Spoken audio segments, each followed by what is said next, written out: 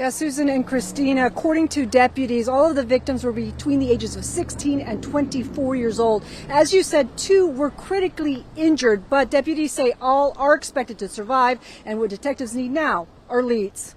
A caravan of ambulances after a barrage of gunfire on East Obula Street in Carson.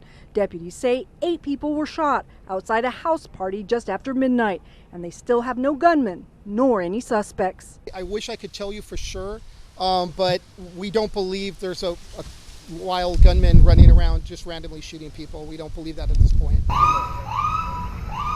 Off-camera neighbors say they heard the gunfire and saw shell casings up and down the street. People ran to help the wounded, including a 16-year-old boy who was shot in the head and is in critical condition. The teen's family member tells us he was one of the party's co-hosts and that a few friends had posted it on social media, expecting a fun time and a chance to hang out. We did get some indication there might have been a fight before the shooting, but that's all being investigated.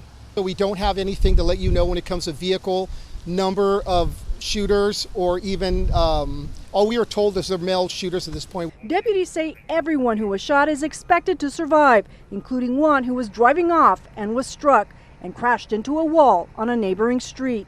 But the number of wounded and the seriousness of the crime was enough to get the entire Carson City Council to speak out on a holiday weekend. We are all devastated by this senseless crime that occurred in our city last night.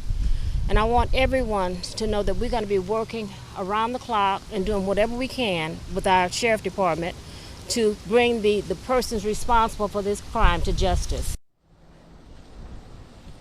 The sheriff's department says just given the location of the shooting, they have their gang unit investigating, but at this point do not know if gangs were involved. They're asking anyone with information to give the Carson station here a call. Live in Carson, Christy Fajardo, Fox 11 News. All right, Christy, thank you so much for that report.